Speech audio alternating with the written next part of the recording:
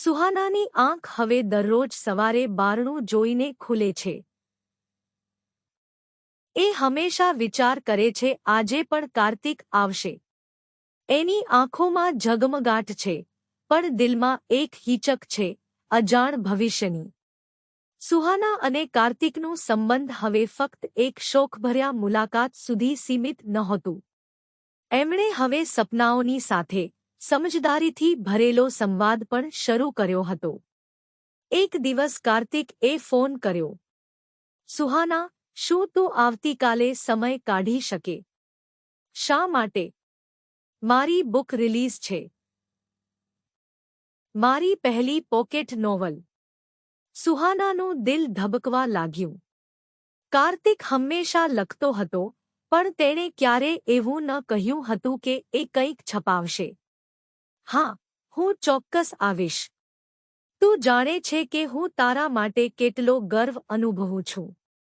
અગાઉના દિવસે રાત્રે સુહાના ખૂણે બેઠી હતી, હાથમાં એ ચાંદીની ચેન હતી. એનામાં પ્રેમની પહેલી ભેટ ઝલકતી હતી. એણે એ ચેનને હાથમાં પકડીને આંખો મીચી. હે ભગવાન, અમે એકમેકનો હાથ નહીં હોડીએ. પુસ્તક વિમોચનના દિવસે કાર્તિક તડકે ચમકતો હતો. હવે એ પહેલા જેવો શરમાળ છોકરો નહોતો. એ શબ્દોમાં જીવ ભરી શકે એવો યુવક બન્યો હતો. એણે સૌને કહ્યું, આ બુક ખાસ છે. પરંતુ એના પહેલા પણ ખાસ છે એક વ્યક્તિ, જેના કારણે મેં લખવાનું શરૂ કર્યું. સુહાના. બધાની નજર એની તરફ ગઈ. એ થોડી શરમાઈ પણ ગઈ, પણ હસીને ઊભી રહી. કાર્તિકે કહ્યું, આ પુસ્તકમાં પહેલી વાર જે પ્રેમ અનુભવ્યો એ લખ્યો છે. એ પ્રેમ આજે પણ અહીં છે. જીવંત, અદૃશ્ય છતાં એકદમ સાચો. બાદમાં તેઓ બંને પાર્કમાં ગયા. તે જ બેચ, તે જ વૃક્ષ, અને હવે થોડું વધુ વહેલું પતઝડ. કાર્તિક, તું જાણે છે, પ્રેમ એ માત્ર રાહ જોવી નહીં.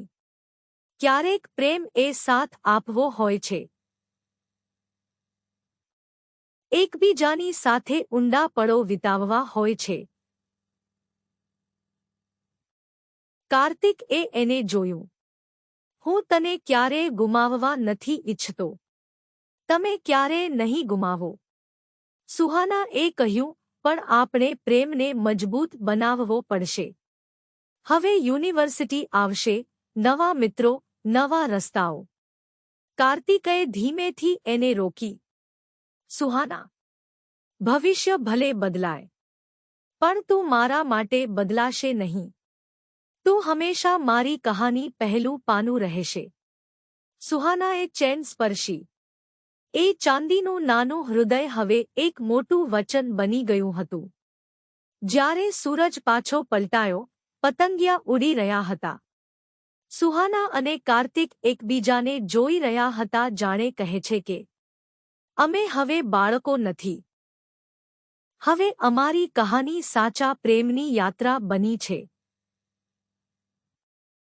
આમ કહીને બંને એકબીજા સાથે થોડો સમય વિતાવ્યો અને ઘરે પરત ફર્યા. અને આજે પણ કાર્તિક સુહાનાને તેના ઘરે મૂકવા ગયો અને સુહાના જ્યાં સુધી અંદર ના પહોંચી કાર્તિક બારે ઊભો રહ્યો.